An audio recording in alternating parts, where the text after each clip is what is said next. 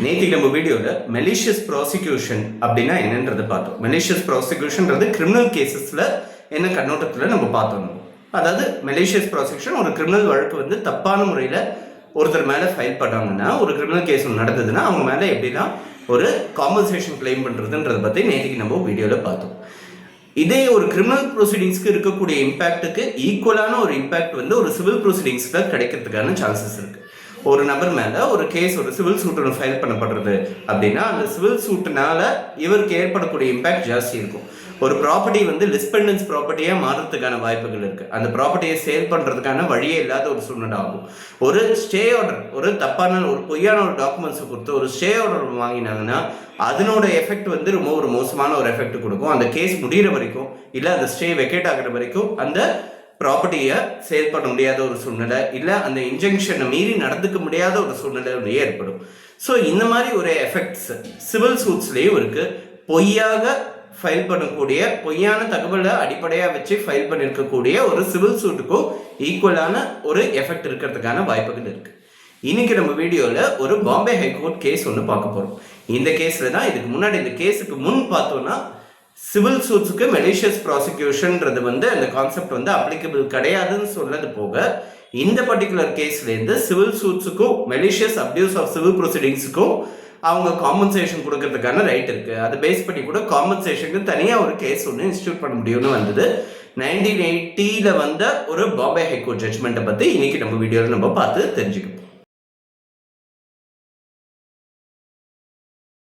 இந்த கேஸோட title கனு Ganapathi சிவாலே versus பால்சந்த் Jeevaraj பசோலி அப்படின்னு ஒரு கேஸு. 1980 ஏப்ரல் மாதம் 2ஆம் தேதி வந்த ஒரு ஜட்ஜ்மெண்ட். இது பாம்பே ஹைகோர்ட் ஜட்ஜ்மெண்ட்.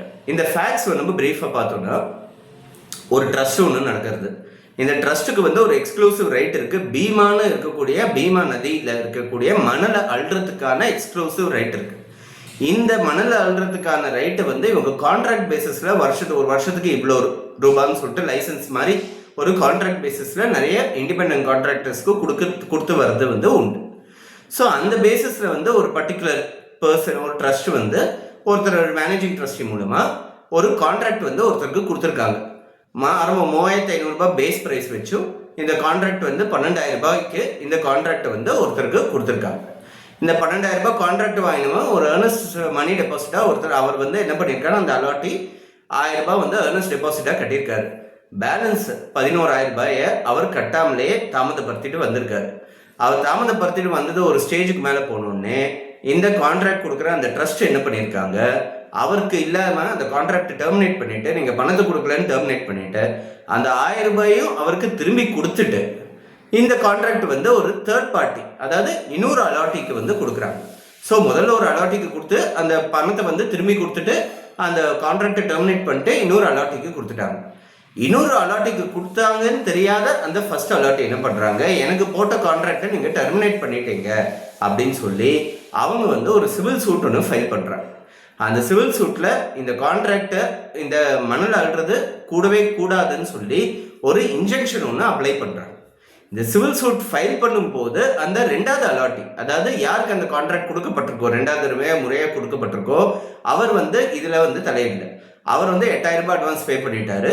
பட் அவர் வந்து இன்னும் 3,000 ரூபாய் அட்வான்ஸ் பே பண்ண வேண்டியதாக இருக்குது. பட் அவர் இதில் வந்து தலையிட, அவருக்கு வந்து இந்த சூட் இருக்கிறது வந்து அவர் அப்படி தேர்ட் பார்ட்டி அலாட்டி இருக்காருன்றது முதல் அலாட்டிக்கு தெரியாது. ஸோ அவர் அதுக்கப்புறம் தான் வந்து இந்த கேஸில் வந்து இம்ப்ளீட் ஆகிட்டு, எனக்கு தான் இந்த கான்ட்ராக்ட் அலாட் ஆயிருக்கு, நான் 8,000 ரூபாய் பணத்தை கட்டியிருக்கேன்னு சொல்கிறாரு. பட் அதையும் மீறி சிவில் கோர்ட்டில் வந்து இந்த கான்ட்ராக்டை டெர்மினேட் பண்ண விதம் தப்புன்னு சொல்லி ஒரு இன்டர்ம் இன்ஜெக்ஷன், இடைக்கால தடை, இந்த மணல் அள்ளக்கூடாது பீமா நதியிலேருந்து, இவங்க யாரும், இவங்களோட ஆளுங்க யாரும் மணல் அள்ளக்கூடாதுன்னு சொல்லி ஒரு இன்ஜெக்ஷன் ஆர்டர் பாஸ் பண்ணிட்டாங்க. ஆனால் இந்த இன்ஜெக்ஷனை வந்து கொஞ்ச நாட்கள் கழிச்சு வெக்கேட் பண்ணிட்டார். அதை சப்சிக்வெண்ட் அலாட்டி வந்து அந்த ஸ்டேவை வெக்கேட் பண்ணிட்டாரு. அந்த ஸ்டே ஆர்டர் வெக்கேட் பண்ணிட்டதுக்கு அப்புறம் இந்த கேஸையே விட்ரா பண்ணிட்டார். அந்த கேஸ் ஃபைல் பண்ணார் ஃபர்ஸ்ட் அலாட். ஏன்னா பணமும் திரும்பி கிடச்சிச்சு, இந்த கேஸ் இனிமேல் நடத்தி பயன் இல்லை, அவரும் 8,000 ரூபாய் கொடுத்துட்டேன்னு சொல்கிறாரு அப்படின்னு சொல்லிட்டு கேஸே விட்ரா பண்ணிட்டார். ஆனால் இப்போ இந்த ஸ்டே ஆர்டர் நிலுவையில் இருந்த சமயம் வந்து நல்ல அந்த சீசன், அதுக்கப்புறம் அந்த சீசன் வந்து மழைக்காலம், மான்சூன் சீசன் ஆரம்பிச்சிருச்சு. அவரால் போதுமான அளவு இந்த மணல் அள்ளி லாபம் சம்பாதிக்க முடியாத ஒரு சூழ்நிலை ஆயிடுச்சு. அவருக்கு பெரிய நஷ்டம் ஏற்பட்டது. அந்த செகண்ட் அலாட்டிக்கு 8000 ரூபாய் கொடுத்தவருக்கு வந்து பெரிய நஷ்டம் ஏற்பட்டுச்சு. ஸோ இந்த நஷ்டத்துக்கு அகெயின்ஸ்டாக அவர் என்ன பண்ணுறாரு, ஒரு சிவில் சூட் ஃபைல் பண்ணுறாரு.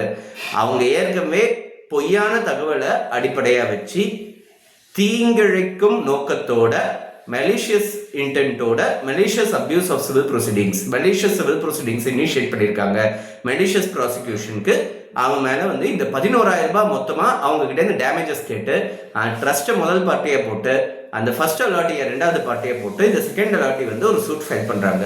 இந்த ஸ்டே ஆர்டர் வாங்கினதுனால எனக்கு நஷ்டமாச்சு, அதனால நீங்கள் இவ்வளோ நஷ்டீடு கொடுக்கணும், இந்த 11,000 ரூபாய் நீங்கள் கொடுக்கணும் அப்படின்னு சொல்லிட்டு சூட் ஃபைல் பண்ணுறாங்க.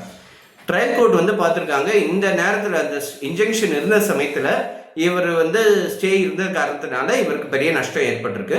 அது வந்து நஷ்டன்றது உண்மைதான் சொல்லி சூட்டு டிக்ரி பண்ணிட்டாங்க. அந்த செகண்ட் அலாட்டி வந்து இவருக்கு பணம் கொடுக்கணும், ஃபர்ஸ்ட் அலாட்டி வந்து செகண்ட் அலாட்டிக்கு பணம் கொடுக்கணும்னு சொல்லி சூட் டிக்ரீடு.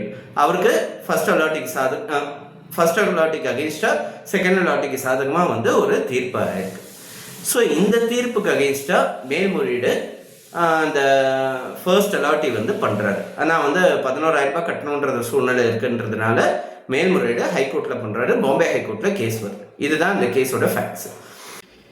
இந்த அப்பீலில் வந்து அந்த அப்பலண்ட் என்ன சொல்கிறாரு, அதாவது இந்த ஃபர்ஸ்ட் அலாட்டி அதை அவர் கான்ட்ராக்ட் டெர்மினேட் ஆனவர், இவர் என்ன சொல்கிறாருன்னா, இந்த ஒரு மெலிஷியஸ் ப்ராசிக்யூஷன் ப்ரொசீடிங்ஸாக இதை கன்சிடர் பண்ணணும் அப்படின்னா 3 விஷயத்தை ப்ரூவ் பண்ணணும்.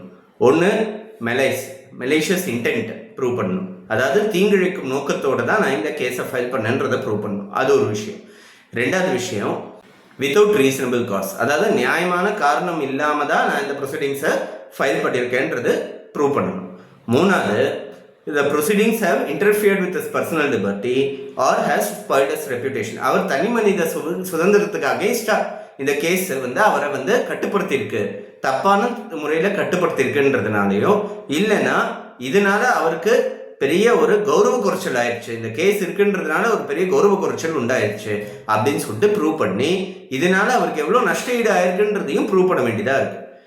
இந்த ஞாபகம் வச்சுக்க வேண்டியது, சிவில் ப்ரொசீடிங்ஸ் வந்து மெலிஷியஸ் ப்ராசிக்யூஷன் வந்ததுன்னா நிறைய இம்ப்ளிகேஷன்ஸ் இருக்குது, நம்ம கண்ணுக்கு நேரடியாக தெரியாது. ஃபார் எக்ஸாம்பிள், ஒரு கம்பெனி இருக்குது, ஷேர் ஹோல்டிங் கம்பெனி, அவங்க மேலே ஒரு பெரிய ஒரு மாஸ் ஸ்டாக்ஸ் ஒரு நிறைய பேர் வந்து நஷ்டஈடு கேட்டு சூட் ஃபைல் பண்ணுறாங்க அப்படின்ற ஒரு சூழ்நிலை இருந்ததுன்னா அந்த ஷேர் வேல்யூ டிராஸ்டிக்காக குறையும். அந்த ஷேர் வேல்யூ குறையிறது வந்து அவங்களோட ரெப்யூட்டேஷன் குறையிறது வந்து காமிக்கும். ஸோ இந்த மாதிரி நிறைய விஷயங்கள் இருக்குது. ஒரு பெரிய ஒரு நல்ல ஒரு பொசிஷனில் இருக்கிறவர் ஒருத்தர் வந்து ரொம்ப ஒரு சீப்பான விஷயத்துக்கு மெலிஷியஸ் சிவில் சூட் ஒன்று ஃபைல் பண்ணி அதனால அவரோட ரெப்யூட்டேஷன் பாதிக்கிறதுக்கான வாய்ப்பு இருக்குது. ஸோ இந்த மாதிரி ஒரு விஷயங்கள், அதனால ஒருத்தரோட ரெப்யூட்டேஷன் பாதிக்கிறது, அந்த ரெப்யூட்டேஷன் பாதிச்சதுனால இவருக்கு இவ்வளோ டேமேஜஸ் ஆச்சுன்னு சொல்லிட்டு ப்ரூவ் பண்ணணும். ஸோ இந்த மூணுத்தையும் சப்ஸ்டான்ஷியலாக ப்ரூவ் பண்ண முடிஞ்சதே ஆனால் இது மெலிஷியஸ் ப்ராசிக்யூஷன். இது சிவில் கேஸாக இருந்தாலும் மெலிஷியஸ் ப்ராசிக்யூஷன் தான்.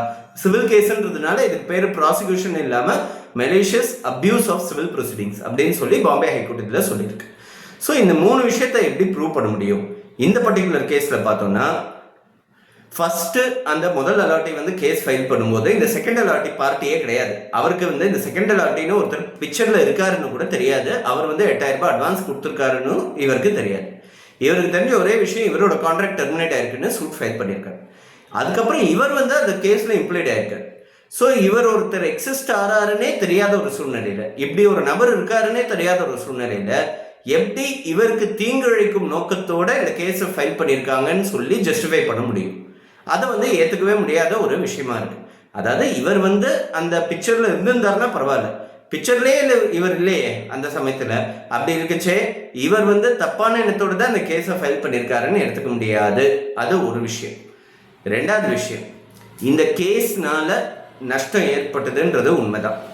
இவர் வந்து சூட் ஃபைல் பண்ணதுனாலேயோ இவர் இன்ஜெக்ஷன் பெட்டிஷன் ஃபைல் பண்ணதுனால நஷ்டமா, இல்லை அந்த இன்ஜெக்ஷனை கோர்ட்டு கொடுத்ததுனால நஷ்டமா அப்படின்றத ரெண்டுத்தை பார்க்க வேண்டியதாக இருக்கு.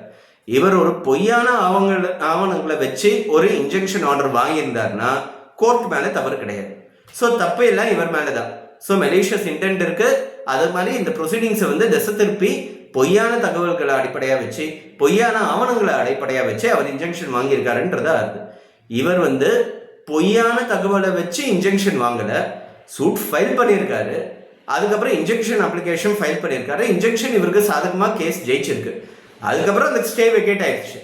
ஸோ ஒருத்தருக்கு சாதகமாக ஒரு கேஸ் தீர்ப்பு ஆயிருக்கு, ஒரு ஆர்டர் ஒன்று ஆயிருக்கு, ஒரு இன்டர்ம் ஆர்டர் ஒன்று ஆயிருக்குன்னா அந்த ஆர்டர்னால ஒருத்தருக்கு நஷ்டம் ஆயிருக்குன்னா அந்த கோர்ட்டோட ஆர்டர் தான் அதுக்கு அடிப்படையாக ஆணிவேராக இருக்கே தவிர்த்து இவர் போட்ட அப்ளிகேஷன் வந்து அதுக்கு அடிப்படையாக இல்லை, அதுக்கான ஆணிவேர் வந்து இவர் போட்ட அப்ளிகேஷன் கிடையாது.